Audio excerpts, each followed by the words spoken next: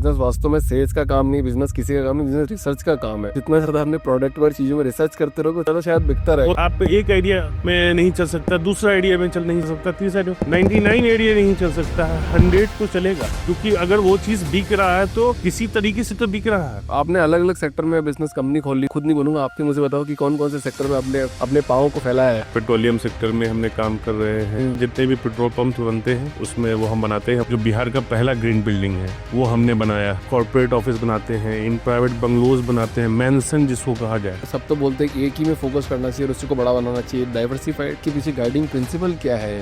Actual जो है, मैं सर ये बताइए कि एक बिजनेस क्या ऑटो पायलट मोड पे चलता है? देखिए, आपको जब बिजनेस क्रिएट करते हो ना, तो आपको उस समय कोई सिस्टम नहीं होता, सिर्फ उस समय बिजनेस पे पहले फोकस होता है। जब बिजनेस आपका डेवलप हो जाता है तब आप इकोसिस्टम बनाते हो। मतलब बताओ कि रियल एस्टेट के अंदर ब्रांडिंग ज्यादा इंपॉर्टेंट हो जाएगी आने वाले टाइम पे, या वास्तव में लोकेशन ही मैटर करेगी? देखिए, आने वाले समय में रियल एस्टेट में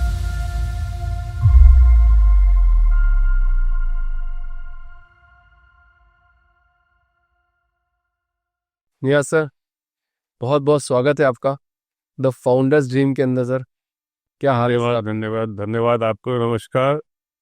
बहुत बढ़िया है, आपसे मिलके बड़ा बढ़िया लगा। गुड़िया, आपने हमें बुलाने का यहाँ काम किया।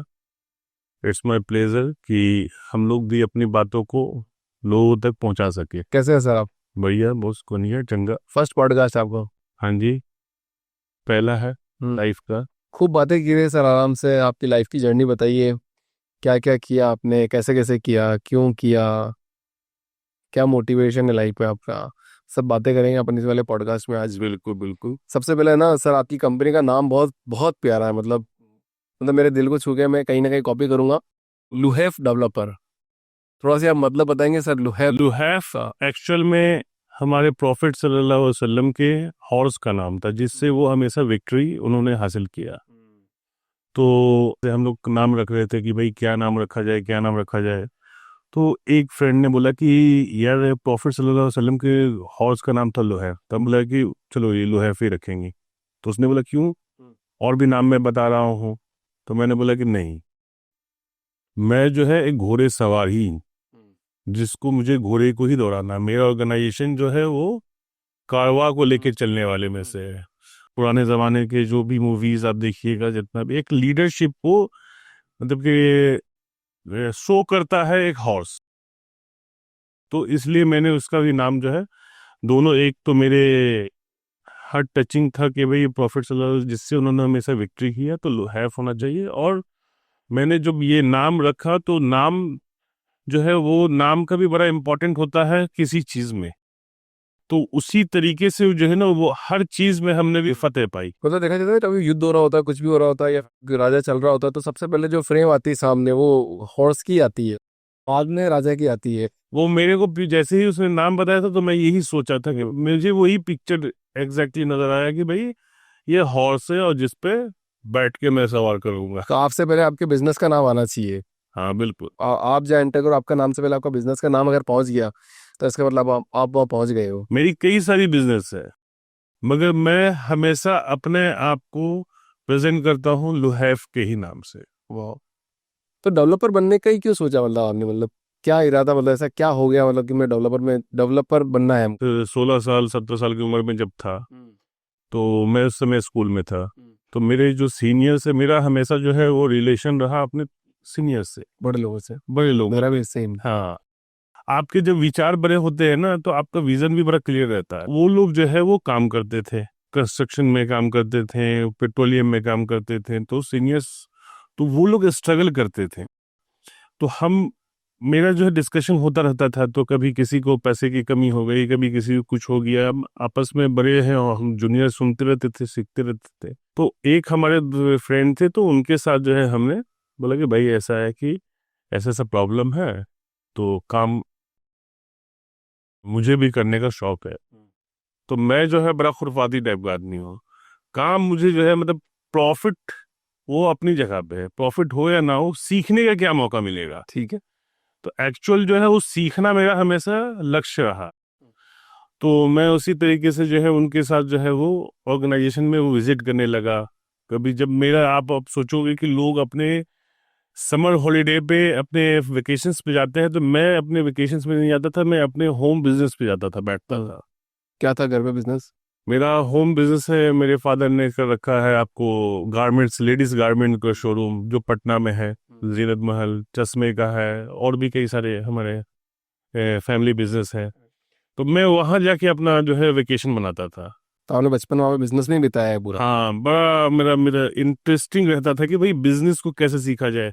और मैं अपने, जैसे मेरे स्टाफ जो थे, जो हमारे सीनियर स्टाफ थे, तो वो मुझे जो है वो मौका देते थे कि हाँ ठीक है, तुम इंट्रैक्शन करो कस्टमर से। चलो बचपन की कोई बात याद करो सर आज उस पॉडकास्ट में, किसी कस्टमर से इंटरेक्ट किया हो, बहुत मजा आया हो आपको बात हाँ करके बिल्कुल। उनसे। मैं वेकेशन पे, मेरे समर वेकेशन चल रहा था, तो मैं अपने कपड़े वाले दुकान पे जाता था। तो पटना वुमेन्स कॉलेज और पटना यूनिवर्सिटी की जो है वो, जो युवा लड़कियां थी वो आती थी, वो मार्केट घूमने का, जो महिलाओं को जो है वो शॉपिंग करने का जो आदत होता है, तो वो लोग आए और अपना वो एक पीस उनको लेना है, मगर वो देखेंगे 100 पीस। तो तो मेरे को जो है वो बड़ा मजा आता था, कि जब जो है वो लेडीज आए, अच्छा ठीक है दिखाओ, ये नहीं, तो मैं बड़ा पेशेंसफुल्ली जो है ना उनको दिखाता था। वो सोचती थी कि वो मुझे कपड़ा वो चेक कर रही है, एक्चुअल में मैं उसको जो है ना सीख दिखाने का जो है ना वो एक्सपीरियंस गेन कर रहा था, कि कैसे दिखाया जाता है और किस लेवल पे जाके इनको सेटिस्फेक्शन मिलेगा। तो मैं लगभग जो है क्लाइंट्स को जो है ना वो सेल कर ही देता था, सारे क्लाइंट पहुंच। सारे क्लाइंट को, मतलब 99%, कोई शायद ही होगा, क्योंकि उसको हम ये कभी भी, जैसे आप देखोगे, आप जाओगे, आपकी फैमिली जाएगी, बोलेगी अच्छा एक साड़ी नहीं, दो साड़ी और दिखा दो। लास्ट में बोलता दुकानदार, वो जो सेल्समैन होता है, बोलता कि नहीं अब नहीं। मैं अब नहीं है। मैं ये बात बोलता ही नहीं था, मैं बोलता था ठीक है, मेरे पास जो है उतना तो दिखाई दूंगा, और भी कुछ एक्स्ट्रा रिक्वायरमेंट है, अच्छा मैं आपको कोल्ड ड्रिंक चाहिए, मतलब कि जो भी है, मतलब कि गेस्ट रिस्पेक्ट में जो आप जो चीजें ऑफर करते हैं, वो सारी चीजें मैं ऑफर कोई करता हूँ। मेमोरेबल मोमेंट याद है आपको कि कुछ इंसिडेंट हो गया हो आपके साथ? हाँ, एक एक पर से एक लेडी ने जो है वो मुझसे कपड़ा, वो आई थी टाइम पास करने। उसने जब लिटरली जब शॉपिंग कर लिया, तो उसने एक बताया कि मैं तो टाइम पास करने आई थी भैया, तुम तो मेरा काट लिए।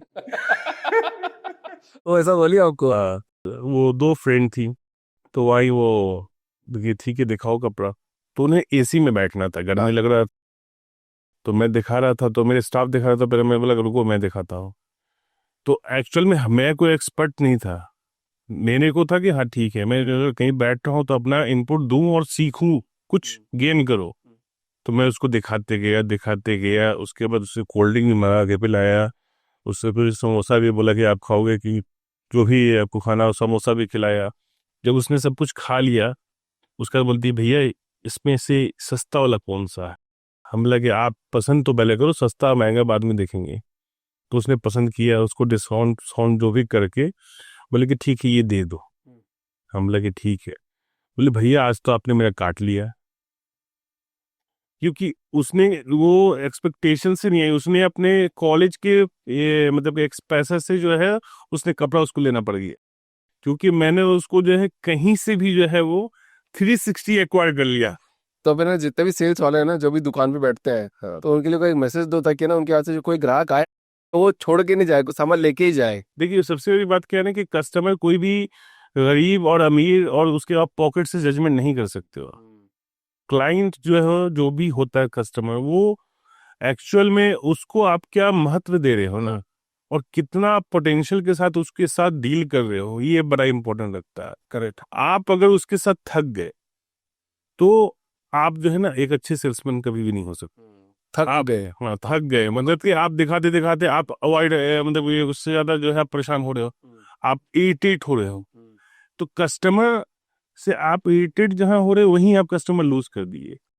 आज हो सकता है कि उसके पॉकेट में अगर वो 100 रुपये कम पड़ रहा होगा आपको सामान लेने के लिए, हो सकता है कि कल वो आपके उस व्यवहार से वो 100 रुपये ज्यादा करके वो आपसे वो सामान लेके जाए। आपका व्यवहार इतना बेहतर होना चाहिए कि आपका क्लाइंट जो है वो कभी भी वो उसको वो चीज लेना है तो वो आपके पास ही आके ले।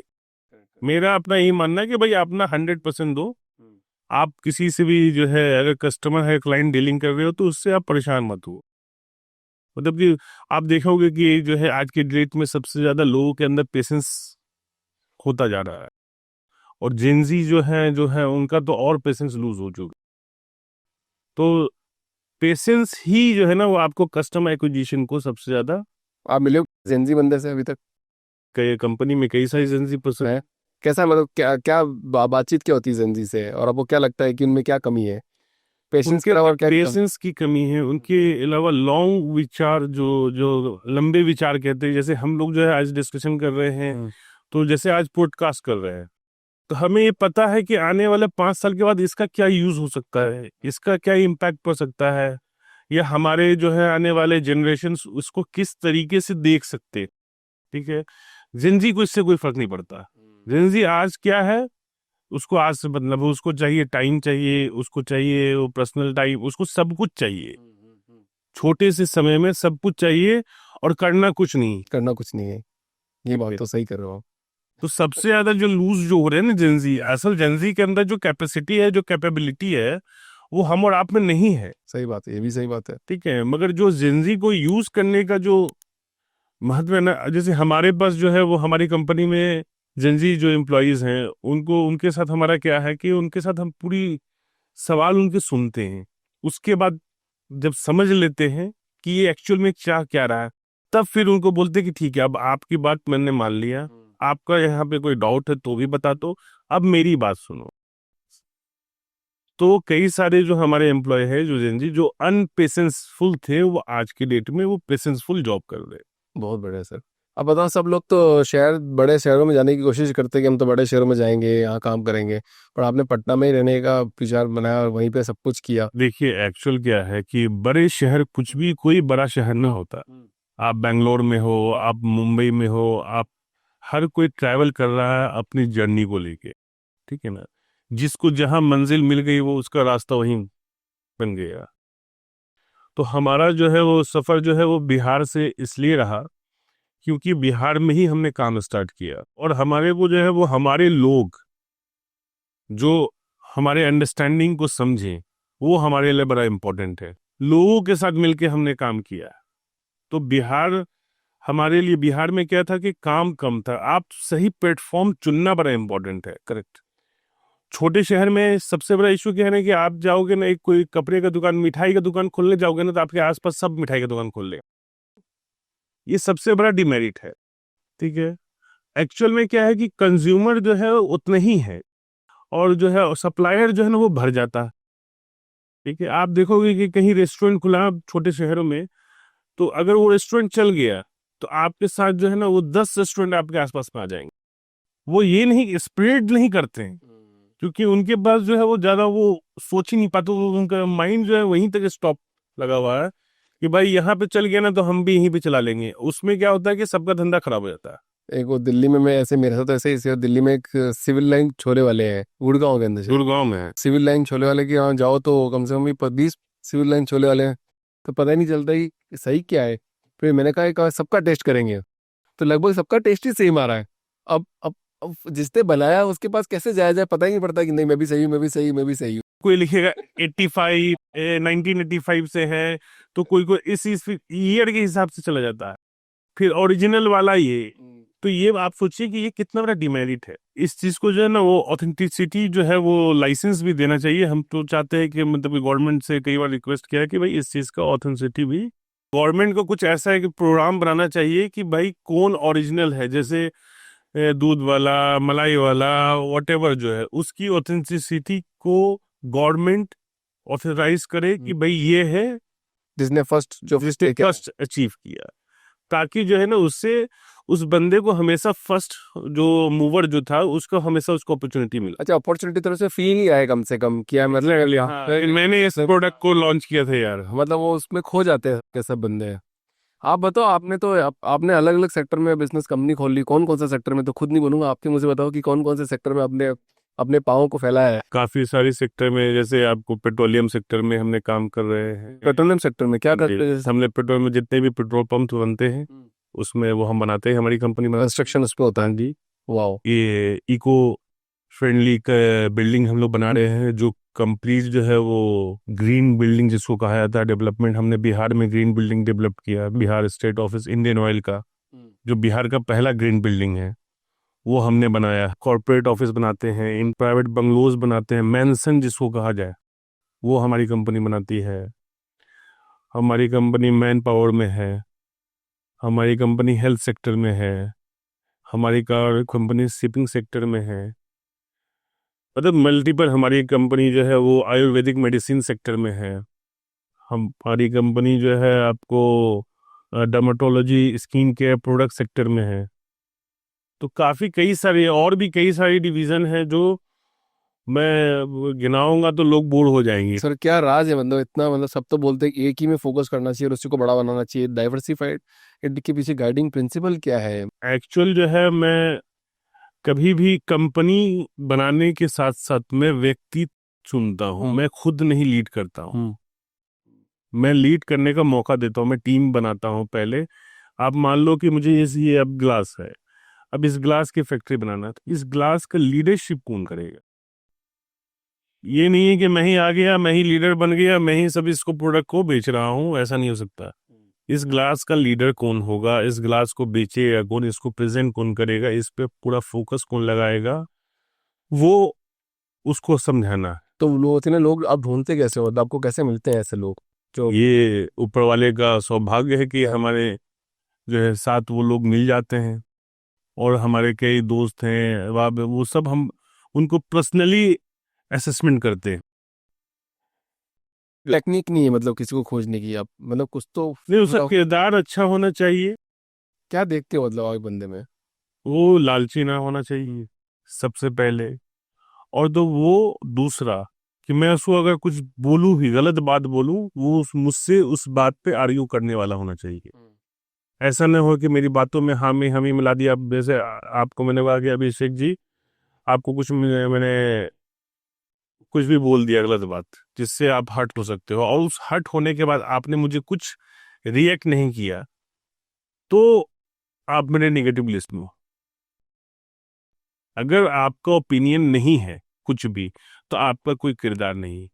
ओपिनियन तो होना चाहिए, हर आदमी को होना चाहिए। मेरा मेरा ये मानना है कि सही और गलत, अगर मैं भी गलत हूँ, मेरा भाई भी गलत है, या मेरा दोस्त भी गलत है, तो मैं उसको वहीं पे गलत बोल सकता हूँ। हाँ ठीक है, पब्लिकली नहीं बोलूंगा, पर बाद में जाके वो बोल सकता हूँ। तो वो मैं उस तरीके से जो है ना, ये जितनी बिजनेस है सबके लिए जो है सबका लीडर है। हम सिर्फ बिजनेस आदमी चुनते, बिजनेस हमको बनाना होता है। बट कैसे होता है, मतलब प्रॉफिटेबिलिटी बन जाता है बिजनेस की? मतलब जैसे मान लो आपने एक बिजनेस खड़ा किया, आपने बोला कि मैंने एक सनस्क्रीन का सनस्क्रीन बनाई, और उसमें मैंने टीम बना ली, सब कुछ बना लिया, और सब ने अच्छा परफॉर्म किया और सब पैसे कमा के देने लग गए, क्या पॉसिबल है? देखिए, कोई भी सही बिजनेस, सही बताना देखो, मैं किसी को इसको नहीं सच आता। बता रहा हूँ कि कोई भी बिजनेस रॉकेट नहीं होता कि बस आपने आज पानी डाला और कल पीना शुरू कर दी, ठीक है, पौधा निकला फल निकलने लगा, ऐसा नहीं होता कभी भी बिजनेस है। बिजनेस हमेशा रिसर्च का काम है। आप जो भी प्रोडक्ट बना रहे हो, मैं आपको बताता हूँ अपना ही एक्सपीरियंस। जो मैंने जर्नी स्टार्ट किया, तो मैं दिल्ली में था, तो मेरे एक ऑफिसर का फोन आया बिहार से कि एक जो है ढाबा बनाना है, इंडियन ऑयल का आउटलेट है स्वागत मोतिहारी में, तो वहाँ ढाबा बनाना है, और सारे कॉन्ट्रैक्टर ने मना कर रखा था। तो वो अधिकारी जो है वो हमारे बड़े नियरेस्ट थे, और मैं कभी भी जो है निगेटिव नहीं लेता हूँ। ठीक है, आपने फोन किया ना, ओके सर बनेगा। उनको मैंने यही बात बोला, मैंने बोला बनेगा, आपने बोला है तो। मैं वहाँ रह के बनवाया, वो मैंने प्रोजेक्ट लॉस में उठाया। ठीक है, आफ्टर जब मैंने उसको हैंड ओवर किया कंप्लीट सेटिस्फेक्शन के साथ, तो वो प्रोजेक्ट मेरे लिए लॉस का था। अगर एक बिजनेसमैन अगर वहां पे अगर होता, अगर बहुत ही हम कैलकुलेटिव करते नहीं कि लॉस का है, जैसे सबने मना किया और हम भी मना कर देते, तो हम भी वो कैलकुलेटिव बिजनेस वाले होते, मैन होते, एक एम्पायर हम खड़े करने वाले आदमी नहीं होते। तो हमने जब काम किया, उसके बाद जब मेरी टीम ने और अधिकारी ने देखा कि भाई इसने लॉस का भी काम बड़ी ईमानदारी से किया है, उसके बाद मैं बता रहा हूँ कि वो अधिकारी जब तक रहे, जितने भी प्रॉफिटेबल वर्क थे वो सब मेरी कंपनी को मिलते थे। और जो भी पूछने आते थे कि सर आपने इसको इस कंपनी को दे दिया ये काम, बोलते कि लॉस का काम वो करेगा तो प्रॉफिट का काम तुम थोड़ी करोगे। सही बात है। तो लॉस भी उसका तो प्रॉफिट भी उसी का होगा। ईमानदारी बिजनेस में बहुत महत्वपूर्ण है। बहुत महत्वपूर्ण है। तो इसी तरीके से आप जब कोई भी बिजनेस करने जाते हो, तो आपको रिसर्च में पैसा लगता है, आपको कल से पैसा नहीं मिले, पैसा आएगा। वो इंडिया में इतने कंज्यूमर हैं, इतने ज्यादा कंज्यूमर हैं कि आप कुछ भी बेचोगे ना तो बिकेगा। सही बात है। आपको बेचना आना चाहिए। तो आप वो जो बेचना, कैसे बेचना है ना, उसका तरीका सीखने के लिए जो है ना, पहला आपका कॉस्ट है। तो आपने बहुत बढ़िया बात बोल दी सर, मतलब बिजनेस वास्तव में सेल्स का काम नहीं, बिजनेस किसी का काम नहीं, बिजनेस रिसर्च का काम है। एग्जैक्टली। जितना ज्यादा आपने प्रोडक्ट पर चीजों में रिसर्च करते रहोगे उतना हाँ, ज्यादा शायद बिकता रहेगा। उतना ज्यादा बिकता रहेगा। अब आप मान लो आप एक आइडिया में नहीं चल सकता, दूसरा आइडिया में नहीं चल सकता, तीसरा आइडिया, भाई 99 आइडिया नहीं चल सकता है, 100 तो चलेगा। क्योंकि अगर वो चीज बिक रहा है तो किसी तरीके से तो बिक रहा है, कोई तो बेच रहा है, तो कोई तो बेच रहा है। कैसे बेच रहा है, मतलब हाँ, आइडिया लगी है। वो रिसर्च का इन्वेस्टमेंट आपके पास होना चाहिए। मतलब वो कॉस्ट आपको बेयर करने का बेसेंस होना चाहिए, वो आपके अंदर वो लिक्विडिटी होनी चाहिए कि आप उतना बंद कर सको। उसके बाद जब आपका बिकता है तो फिर ईमानदारी से जो है उसको फिर आप ग्रो कर सकते हो। सर हर बंदे की जिंदगी में कोई सपोर्ट सिस्टम तो रहता है, बिजनेस ऐसे ही खड़ा नहीं होता है। मतलब मैं सबसे ये सवाल पूछता हूँ, हर बंदे से सवाल पूछता हूँ, कौन है आपकी जिंदगी में सपोर्ट सिस्टम? हमारे जिंदगी में हमारे दोस्त सपोर्ट सिस्टम है, हमारे जो लोग हमारे साथ जो काम कर रहे हैं वो हमारे सपोर्ट सिस्टम है। हम और मैं सिर्फ ऑर्गेनाइजर हूँ, ऑर्गेनाइज को लीड कर रहा हूँ, मगर मैं पूरी टीम जो है वो हमारी, वो सब हमारे दोस्त हैं, हमारे लोग हैं, सब मिलके हम लोग ऑर्गेनाइज करते हैं। तो सपोर्ट जो है वो हमारे जो लोग हैं ना, उनकी मजबूती, उनका हमारे साथ होना ही हमारा सबसे बड़ा सपोर्ट सिस्टम है। तो आपके पास एक अच्छा टीम नहीं होगा ना, एक अच्छे लोग नहीं होंगे ना, कि आपके एक अच्छा फाइनेंस एडवाइजर नहीं होगा, एक अच्छा बिजनेस एडवाइजर नहीं होगा, जो आपके प्रॉफिट और लॉस से उसको मैटर नहीं रखता है, वो आपके बिजनेस सपोर्ट, आपको एक्चुअल में क्या रिजल्ट आने वाला वो पहले बताने वाला होना चाहिए कि भाई इसमें जा रहे हो, ये धंधा सही में, ये मुझे रिस्क लग रहा है, रिस्क लेना है तो अगर करना है तो करना है, ठीक है, मगर असेसमेंट करना है तो दे विल असेस फर्स्ट। कभी कभी कुछ चीजें जो है वो असेसमेंट नहीं की जाती है, सीधी कर दी जाती सर अभी तो आप बहुत सारा पैसा वैसा कमा लिए, अच्छा एकदम वेल सेटल बिजनेस कर लिए, चलो ठीक है, तो और चलता जाएगा है। मैं कि बहुत ज्यादा पैसा नहीं, हाँ मैंने इतना पैसा, मैं हमेशा बहुत पैसे कमाने की फिराक में नहीं रहता हूँ। नहीं, मैं सवाल है यहाँ पे है कि आपने बहुत पैसा कमा लिया, मान लो अब चलता जाएगा, वो एक जिंदगी चलती जाएगी यानी मैं इसी सवाल को मैं करेक्ट कर रहा हूँ कि मैं बहुत ज्यादा पैसा नहीं कमाने के इसमें रहता हूँ। मैं सिर्फ चाहता हूँ कि ऊपर वाले का ब्लेस बना रहे, कि मुझे जो चीज चाहिए वो चीज के लिए मुझे किसी के पास जाना ना पड़े, वो मेरे पास उतना होना चाहिए कि मैं उसको अफोर्ड कर सकूँ। चलो ठीक है, मतलब एक टाइम आ जाता है कि मतलब आपने कुछ एक सेट अमाउंट कमा लिया, इतना कमा लिया और आगे बढ़ते गए, ऐसा मैंने कुछ सोचा ही नहीं है। काफी हो गया, मतलब मान लो कि एक सिचुएशन ऐसी आ गई हाँ ठीक है, हाँ कि आप कर पा रहे हो सब कुछ, जो आपको आपको करना चाहिए वो आप कर पा रहे हो, वही बहुत बहुत बड़ी बात होती है कि यार मैं ये बिजनेस भी करना चाहता था, वो भी कर लिया, वो भी करना चाहता था, ये भी कर लिया। बट अभी आपकी जिंदगी का क्या मिशन विजन है? एक्चुअल में जो है, अब मैं अपने लिए काम नहीं कर रहा हूँ, अब मैं अपने लोगों के लिए काम कर रहा हूँ। जो लोग मेरे पे भरोसा करके मेरे साथ जुड़े हुए हैं, मैं उनके लिए काम कर रहा हूँ, ताकि मैं रहूं या ना रहूं उससे कोई उन्हें फर्क नहीं पड़ना चाहिए। वो मैं सिस्टम ऐसा है कि इको सिस्टम ऐसा क्रिएट कर दूं कि वो उनकी पीढ़ी दर पीढ़ी जो है, जो उन्होंने अपना भरोसा दिखाया मेरे ऊपर, उसको मैं उनकी लेगेसी में इन्वॉल्व कर सकूं। सर ये बताइए कि एक बिजनेस क्या ऑटो पायलट मोड पे चलता है? बिल्कुल चल सकता है। कैसे चलता है आप? ऑटो पायलट पे सिस्टम, देखिए आप जब बिजनेस क्रिएट करते हो ना, तो आपको समय कोई सिस्टम नहीं होता, सिर्फ उस समय बिजनेस पे पहले फोकस होता है। जब बिजनेस आपका डेवलप हो जाता है तब आप इकोसिस्टम बनाते हो, तब सारी चीज़ों को डेवलप करते हो, तब आपको अप्रूवल पावर, क्योंकि जब आप इनिशियली दौर में बिजनेस में, किसी भी आप बिजनेस करने चले जाओ, इनिशियली दौर में आप जब बिजनेस को क्रिएट करेंगे तो आपको इकोसिस्टम बनाना या ऑटो मोड बनाना, वो आप ऑटो में बनाएंगे तो आपका बिजनेस ग्रो ही नहीं कर सकता। क्योंकि आपको रफ एंड टफ जिसको कहते हैं ना, कि जब कुल्हाड़ी खुद भी उठाना है तो उठाया और पहले काम किया, वो देखेंगे बाद में कहाँ से क्या होगा। जब बिल्ड कर लेते हो बिजनेस, तब आप उसको एक सिस्टम बना के एक ऑटो पायलट में जनरेट कर सकते हो। तब हो सकता है कि बिल्कुल, आज के डेट में आप अदानी जी की कहानी देख लिए, अंबानी जी की कहानी देख लिए, या वर्ल्ड के जितने भी बिजनेस को उठा कर देख लीजिए, उनका डे 1 का बिजनेस देख लीजिए और आज का बिजनेस देख लीजिए। वो आज इसीलिए वो टॉप है क्योंकि उन्होंने पहले बिल्ड किया, उसके बाद उसको ऑटो पायलट पे बिजनेस पे लेके आए। Absolutely right. कुछ लोग मैं देखता हूँ कि आज के डेट में जेंजी को मैं देखता हूँ ना कि वो पहले ऑटो पायलट पे लेके आते हैं, वो पहले ही वो इतना प्रोटोकॉल बना देते हैं ना कि वो उनका काम, उनको काम से ज्यादा जो ना उनका प्रोटोकॉल इशू होता है, तो वो हमेशा फेलियर हो जाता है कि नहीं जी सर ये मैं अप्रूवल भेजूंगा। तो भैया धंधा करना है, अप्रूवल नहीं चाहिए, पहले धंधा चाहिए, उसके बाद फिर अप्रूवल करेंगे हम। बिजनेस के अंदर मतलब कोई स्किल्स सीखनी चाहिए क्या? बिल्कुल कौन स्किल सी तो होनी स्किल्स चाहिए। होती है जो बिजनेस के अंदर सीखनी चाहिए? बिजनेस के अंदर जो है कमिटमेंट का स्किल सीखना चाहिए।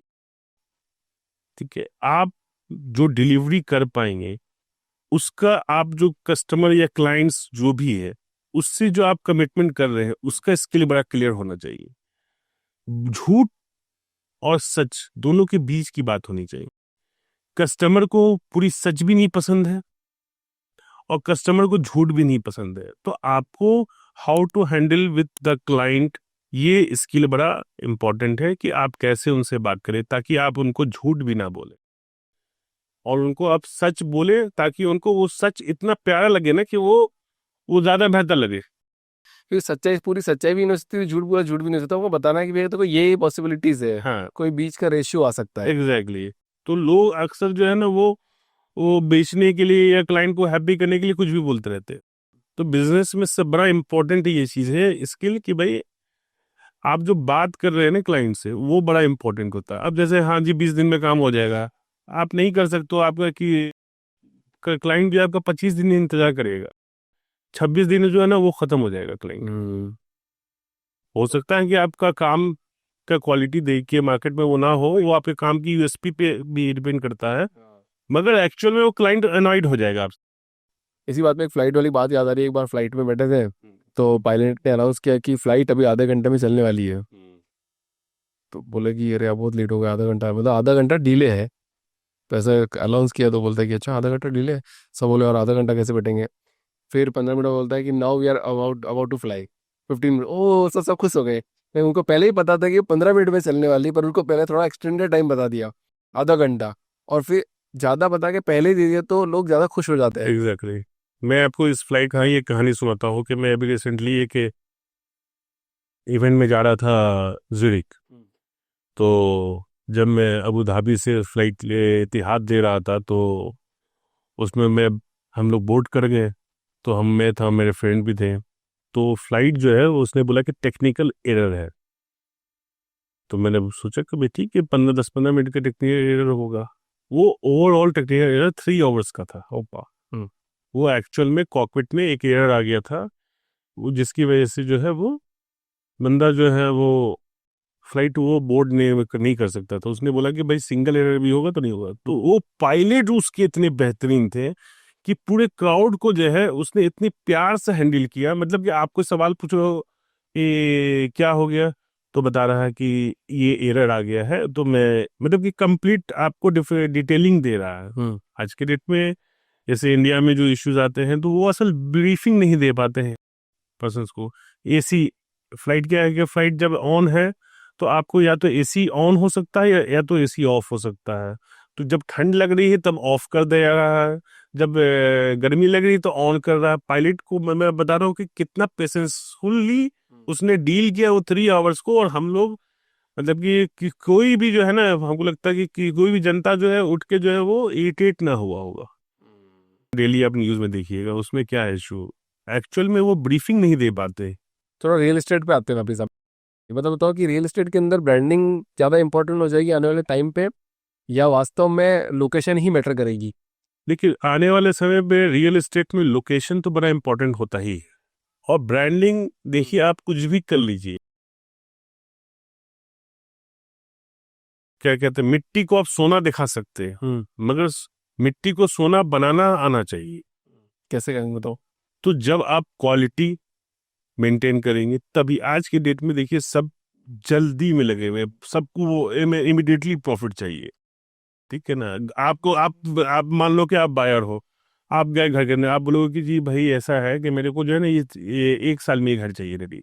एक्चुअल में आप जो ना क्वालिटी की बात नहीं कर रहे हो, क्वालिटी एक दिन में नहीं जनरेट होता। क्वालिटी के लिए टेक टाइम। क्लाइंट जो है दोनों दोनों की तरह, मतलब ये रियल एस्टेट में जो है क्या हुआ कि दोनों तरफ हड़बड़ी है। इस तरीके से ट्रेडिंग हो रहा है कि दोनों जो है ना जल्दी में है, आपको चाहिए घर जल्दी चाहिए, इसको देना जल्दी है, तो क्वालिटी कंप्लीट कंप्रोमाइज्ड हो जा रहा है। भाई हम अल्ट्राटेक या किसी का भी सीमेंट बोलते हैं कि भाई ये एक नंबर, हम ए ग्रेड सीमेंट लगा रहे, ए ग्रेड सीमेंट लगाएंगे तो उसका जो है स्पेसिफिकेशन है कि भाई ये 1 हफ्ता क्यूरिंग होना चाहिए लगने के बाद। वो सिर्फ डाल देने से तो नहीं हो सकता। कजरिया का टाइल्स लगाना है या वॉट किसी भी ब्रांड्स कंपनी का टाइल्स लगाना है या कुछ फिटिंग्स लगाने, अरे जो भी लगाने हैं उसके स्पेसिफिकेशन है, उसमें टाइम लगता है, उसको क्योर किया जाता है, उसको टाइम दिया जाता है सूखने के लिए सिविल में। और आज के डेट में देखिएगा कि बस फटाफट फटाफट जल्दी में क्लाइंट को भी चाहिए भैया मेरा कब घर तैयार हो जा रहा है। वो इतना इरिटेट हो जाता है कि घर डिलीवरी देने में कि वो चाहे बोलता है कि भाई कुछ नहीं, बस फटाफट फिनिशिंग करो और दे दो। तो इतना फास्ट पेस एनवायरनमेंट है अभी, तो बिल्ड विथ इंटेंट कैसे करेंगे मतलब आप? मैं अपनी बात बता रहा हूँ, मैं अपनी कंपनी के बारे में, कि हम लोग अपने क्लाइंट्स के लिए जो हाउसेस बनाते हैं तो क्लाइंट्स से बोल सब कुछ हम उनकी डिज़ाइन करा लेते हैं, जितने भी इंटीरियर का प्लान है सब करा लेते हैं। उसके बाद मैं बोलता हूँ कि भाई आप जो है ना तब तक मत मुझे टोको जब तक मैं इसको बिल्ड नहीं कर दूँ। जब क्लाइंट परेशान हो लगता है, मेरी टीम तक इंफॉर्मेशन आता है, टीम को आता है कि टीम को मैं कहता हूँ कि क्लाइंट का बात आप छोड़ दो, क्लाइंट को हमने टाइम दे रखा है, ये आप बिल्ड पे फोकस रखो। क्लाइंट बोलता भी है कि इमिडिएटली इसको कर दो इसको कर दो, आप अगर वो स्पेसिफिकेशन नहीं कहता तो नहीं करेंगे, मना कर देते हो आप? मना कर देता हो। मैं डिलीवरी के बाद जो है ना क्लाइंट से उसके बाद उसकी सेटिस्फेक्शन पूछता हूँ कि आप बताओ कि आप ये जिस हरी में हो थे वो आपको क्या ये मिल पाता, क्योंकि आप रियल एस्टेट एक ऐसा बिजनेस है कि जिसका जो है ना एक्चुअल में रिव्यू जो है ना 2-3 साल के बाद ही आता है। सही बात है, हाँ 3 साल बाद 4 साल बाद आता है। तो आप अगर अच्छा चीज बिल्ड नहीं करोगे तो आपकी जो है ना आगे वाले क्लाइंट की जो जर्नी है ना, जो रेफरेंस जर्नी है, वो खत्म हो जाती है। Absolutely right. आप इंडिया में देखोगे जैसे अमरपाली बदनाम हुआ, अमरपाली, ठीक है, क्योंकि वो क्वालिटी नहीं दे पाए। जैसे नोएडा में आपने देखा होगा कई सारी कंक्रीट की जो जंगल बनी, वो क्यों बनी? Over commitment, wrong commitment, time पे डिलीवरी नहीं देने वाले। तो क्लाइंट क्लाइंट भी जो है वो भी जो बायर थे वो भी उस समय हरी में थे, और सेलर थे वो भी हरी में थे, कोई कुछ देख नहीं रहा था, बस घर चाहिए, खरीदो खरीदो खरीदो। तो आपको बड़ा इंपॉर्टेंट है कि एक रियल एस्टेट का जर्नी भी देखना चाहिए किसी भी बायर को, कि एक्चुअल में न्यू बायर्स को भी स्पेस मिलने चाहिए और उनके वर्किंग क्वालिटी को देखना चाहिए, वो क्या क्वालिटी डिलीवरी कर रहा है ना, ये बड़ा इंपॉर्टेंट है। इसलिए क्वालिटी बिल्ड हाउस जो है ना, वो आप आफ्टर 3 इयर्स किसी भी एक आपको, आप मान लो कि आप जा रहे हो एक घर खरीदने के लिए और एक रियल एस्टेट वाले का जा रहे हो, तो उसका आप 3 साल पुराना प्रोजेक्ट देख लो, कैसे है पता चल जाएगी तो? आप वहाँ विजिट करो और वहाँ से आप उसका जजमेंट इमीडिएटली ले सकते हो। और फिर भी स्टिल लोग लेते नहीं है, मतलब जैसे मान लो कि खरीदना है तो उसको खरीदने बोला ठीक है यार इसमें खराब किया होगा, नहीं में तो अच्छा कर लेगा, लोग स्टिल ऐसा तो करते ये हैं। लोग का अपना इंटेंट है कि वो कैसा चाहते हैं। देखिए बेहतर चीज के लिए तो बेहतर तरीका तो अपनाना ही पड़ेगा ना, शॉर्टकट तो हमेशा आपको गलत रास्ता ही ले जाता है। अच्छा, लोग आपसे जब बोलते हैं कि पटना इजंट रेडी अभी, तो आप क्या बोलते हो? देखिए पटना काफी डेवलप्ड हो रहा है आज से। मैं हर साल जो है हमको लगता है कि पटना में कुछ नई डेवलपमेंट आ रहे हैं। पटना में एवरी ईयर ग्रोथ, पटना में फैक्ट्री इंडस्ट्री की जरूरत, कि लोगों को वहाँ नए काम करने का मौका मिले। बाकी सब कुछ है पटना में, सिर्फ इंडस्ट्री की कमी है। सिर्फ इंडस्ट्री की कमी है? और कौन कौन सी इंडस्ट्रीज है पटना में और कैसे चलता है पटना? पटना में हमें नहीं लगता कि कोई बहुत ज्यादा इंडस्ट्री होगा। एक आध सेविंग फैक्ट्री भी थे, वो भी हमको लगता है कि क्लोज हो गए हैं। कोई बहुत बड़ी इंडस्ट्री नहीं है पटना में अभी? नहीं, कोई बहुत बड़ी इंडस्ट्री नहीं है जिसपे जो है लोग, जो लाखों लोग एंगेज हो। असल जो है वो लोग जो है ना मूवेबल, जो जो बाहर रोजगार के लिए जो जा रहे हैं, वो असल इंडस्ट्री के नहीं होने के कारण से जा रहे हैं। तो हमारा भी सपना है कि बिल्कुल मैं एक दिन पटना में भी इंडस्ट्री बनाने का काम करूंगा। बहुत बढ़िया। आपके तो ऑलरेडी इतने सारे वेंचर चल रहे हैं, एक बढ़िया वेंचर हाँ आईटी बिल्कुल। कंपनी का एक बड़ा पटना में सॉलिड वेंचर हो। मैं बिहार में जो है वो हमारी अदानी ग्रुप से भी बात हो रही है कि वो भी बिहार में जो है वो रियल एस्टेट अदानी रियलिटी की अपना जो ऑलरेडी इंडिया में जो डेवलप कर रहे हैं, ऑलरेडी हमारा डिस्कशन उनसे भी चल रहा है। जो उनकी टीम है उनसे मैं करेक्ट कर रहा हूँ कि भाई इंडिया में जो है वो आप सब जगह कर रहे हो, तो बिहार को भी मौका दीजिए आप कि यहाँ रियल एस्टेट में आप एंट्री करें, ताकि जो है और भी जो बड़ी बड़ी और भी कई सारी ऑर्गेनाइजेशंस है वो बिहार में भी एंटर करे। अच्छा, रियल एस्टेट क्या एक्चुअली पैसे बनाने वाला गेम है कि इंटेंट ड्रिवन है या पर्पस ड्रिवन है? देखिए रियल एस्टेट जब आप ग्रो करते हैं ना, तो आपको हिंदुस्तान में क्या है ना, लोगों का, बिहारी और यूपी वाले का, कि उनको चाहिए कुछ हो ना हो उनको अपना घर चाहिए। ठीक है, वो दो पैसा कमाते हैं ना, तो उनको पहला उनका पॉइंट क्या होता है कि पहला हमारा अपना घर होना चाहिए, जहाँ छत होना चाहिए। तो छत बड़ा इंपॉर्टेंट है बिहारी यूपी लोगों के लिए। बाकी जगह तो देखिएगा लोग चल जाते हैं, मगर इस दोनों तो इस दो जगह के लोग जो है ना बड़ा इस चीज के लिए वो अपना वो सूखा रोटी खा लेंगे मगर वो अपना जमीन नहीं बेचते। ठीक है ना, तो उनका जो है वो सबसे इम्पोर्टेंट। तो इसलिए बिहार में जो लोग है ना, वो आपको जो प्रॉपर्टी जो बिक रहा है वो इसी वजह से, मुंबई में जो प्राइस जो होगा ना वो बिहार में प्राइस होगा। ठीक सेम है, प्राइस है। सेम प्राइस होगा, ऑलमोस्ट मैच कर जाएगा, बाइंग प्राइस पे आ पाइएगा। और नए डेवलपर आने से क्या होगा कि बिहार फैलेगा। अभी बिहार क्या हो ना, वो फैल नहीं है, मतलब कि वो स्ट्रेच नहीं हो रहा। जैसे आप पटना है, पटना को आप देखिएगा बहुत स्ट्रेचिंग नहीं किया है पटना। हाँ ठीक है, डेवलपमेंट हो रहा है, धीरे धीरे डेवलप हो रहा है। तो जब नए नए डेवलपर्स या नए नए इंडिया के टॉप डेवलपर्स इंडिया बिहार में भी एंट्री करेंगे, तो बिहार के लोग पूरे वर्ल्ड में हर जगह, और सबको चाहिए अपना बिहार में घर। ठीक है, तो अच्छी रियल्टी इंडस्ट्री को भी बिहार में भी जो आने से क्या होगा कि बिहार पे नजर होगा। अदानी एंट्री किया, तो क्यों एंट्री किया बिहार में? स्कोप होगा। तो अभी जब करेगा तब तो स्कोप होगा। ताज बिहार में आया, कितने साल के बाद ताज बिहार में आया? ये I think last year Taj hotels Bihar में आया।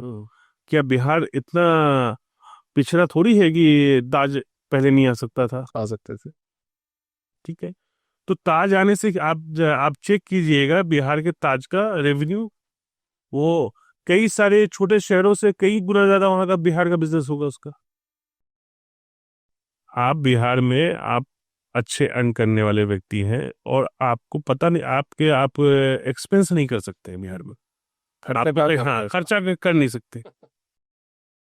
तो आप बिहार में नाइट आउट करना चाहते हैं, तो आप बहुत नाइट आउट के लिए आपके पास प्लेसेस ही नहीं है कि आप जाके नाइट आउट में। तब वो वहां से निकल के लोग बड़े शहर में चले जा रहे हैं। नहीं तो बिहार बहुत ही बेहतर जगह है, बहुत ही डेवलप जगह, ऑलरेडी डेवलप्ड हो गया है। आज हर गांव गांव पे जो है सड़क है। आप पटना से दरभंगा जाना है, मोतिहारी जाना है, आप 2 से 3 घंटे में चले जाओगे आप बाई ड्राइव। गवर्नमेंट ने काफी इंफ्रास्ट्रक्चर पे डेवलपमेंट किया, मगर गवर्नमेंट सिर्फ जो जहां पीछे है वो सिर्फ इंडस्ट्री में पीछे है। कि बिहार में रोजगार को कैसे क्रिएट किया जाए ना, वो बड़ा वो जिस दिन सॉल्व हो जाएगा बिहार में ऑटोमेटिकली उन्नति और ज्यादा स्पीड से बढ़ेगी। एग्जैक्टली। तो नए जो एंटरप्रेन्योर है ना, उनको जो है बिहार में आना चाहिए, और बिहार में इस चीजों को जो है अपने बिजनेस को वहीं से क्रिएट करना चाहिए। तो बिहार के भी बहुत सारे एस्पायरिंग फाउंडर्स देखते हैं सर, तो उनके लिए एक बहुत बढ़िया मैसेज जो है इस पॉडकास्ट के थ्रू। हाँ बिल्कुल, वो बिहार में जो है उनको हमारे से भी जो मदद चाहिए, सरकार में जो चाहिए, जहां हम मदद कर सकते हैं वो मदद करेंगे उनको। बिहार लाइसेंसिंग में बड़ा इजी हो चुका है बिहार को। वो अपना ऑफिस से लेके चाहे वो किसी भी इंडस्ट्री में रोजगार आप जितना जनरेट कर सकते हो बिहार के लोगों के लिए, वो बड़ा इम्पोर्टेंट। और जो वो जितने अब आप जो है राजस्थान से हो, आप बेंगलोर में आए, आपको अगर वो स्पेस अगर राजस्थान में मिला होता तो आप वहीं बैठते, वहीं आप ये रोजगार देते हैं। करेक्ट। ठीक है, तो बिहार में भी अगर वो स्पेस अगर मिल बन जाए, क्योंकि कोई बहुत बड़ा चीज नहीं है। देखिए मेट्रो सिटी में लोग क्यों चले जाते हैं? क्योंकि वहां ऑलरेडी सब कुछ बिल्ड हो चुका होता है, तो उनको बिल्ड करने की जरूरत नहीं होती है। और छोटे शहरों में बिल्ड करने का बड़ा इम्पोर्टेंट आपको इनिशिएट करना पड़ता है एक्चुअल में। इंटरनेट नहीं है तो इंटरनेट का सुविधा कैसे आएगा, लाइट नहीं है तो लाइट का सुविधा कैसे आएगा। बड़े शहरों में लाइट सुविधा, इंटरनेट, हर चीज सुविधा है। आपको खाना चाहिए 12 बजे रात में चाहिए तो आपको मिलेगा, 2 बजे रात में चाहिए तो मिलेगा। तो छोटे शहर में आप इस नीयत से आए बिहार में, मतलब कि आप छोटे शहरों में काम करने के लिए कि आप उसको बिल्ड करेंगे। ये ना सोचे कि वो बिल्ड करके मिलेगा और मैं जाके उसका इस्तेमाल करूंगा।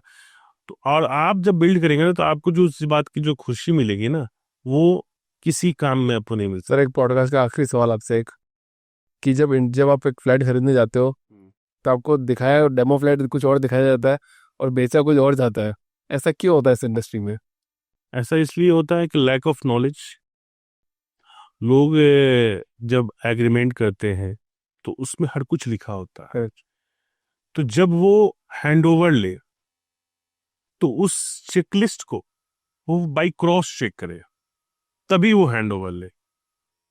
तो जब आप नॉलेज से नहीं लेते किसी भी चीज को, आप जा रहे हैं और उसका आपको क्लैरिटी नहीं है कि इस चीज में क्या क्या चीज है, जिस चीज का आप पैसा दे रहे हैं, और आप बस जाके हैंड ओवर ले रहे हैं, तो आप जाहिर सी बात है आपके साथ जो है वो फ्रॉड तो हो गई। तो एक प्रॉपर्टी खरीदते समय क्या 4-5 चेक पॉइंट होने चाहिए जो आदमी को देखने चाहिए, वो बता दीजिए। देखिए, प्रॉपर्टी अगर आप फ्लैट ले रहे हैं तो आपको बिल्डर का टोटल डॉक्यूमेंट्स है वो ऑलरेडी सब चेक होके आता है। जब आप बैंक से आपको बहुत ज्यादा क्रॉस चेक करना था, बैंक से आप करा लो क्रॉस चेक। दूसरा, आप उसका क्या उसने प्रोडक्ट यूज कर रहा उसका लिस्ट होता है। जब आप हैंडओवर ले रहे हैं तो एक वैल्यूअर को हायर कीजिए, उसका नॉमिनल फीस होता है वो आप दीजिए और उससे वो चेक करवा लीजिए क्रॉस की जो इसने लिखा है वो इसमें है या ना। तो आप जो है कभी भी आपके साथ चीटेड टाइप का आपको फील नहीं होगा, क्योंकि आप थर्ड पार्टी ओपिनियन ऑलरेडी ले लिए होते हैं। तो जो इंडिया में जो सबसे ज्यादा जो है लोग जो है इस चीज को मिस कर देते हैं, वो बस हैंड ओवर लेके अपना काम क्लियर कर लेते हैं। आज के आप देखिए ना, गाड़ी आप खरीदते हैं तो आप न्यू गाड़ी में वैल्यूअर होते हैं, कितने लोगों को पता होगा? नहीं बताओ। पीडीआई करने से पहले जो गाड़ी आती है, तो आप पीडीआई करने से पहले न्यू वैल्यूअर वहां पे पहुंचते हैं, वैल्यूअर जाके चेक करते हैं, वो अपने सामने पीडीआई करवाते हैं, और पीडीआई कराने के बाद जितना एरर होता है उसके बाद गाड़ी में डिस्काउंट होता है, जो कमी होती है। नई गाड़ी के अंदर भी होता है। हाँ हाँ, नहीं गाड़ी है। तो ये बात कितने लोगों को पता होगा? उनको तो उस समय हर ही रहता है कि भाई मेरे को अभी डिलीवरी चाहिए, अभी डिलीवरी चाहिए, उसमें क्या एरर है। आप देखते होंगे बहुत सारी गाड़ी में जो है वो आज डिलीवरी हुआ गाड़ी में, कल ये प्रॉब्लम आ गया।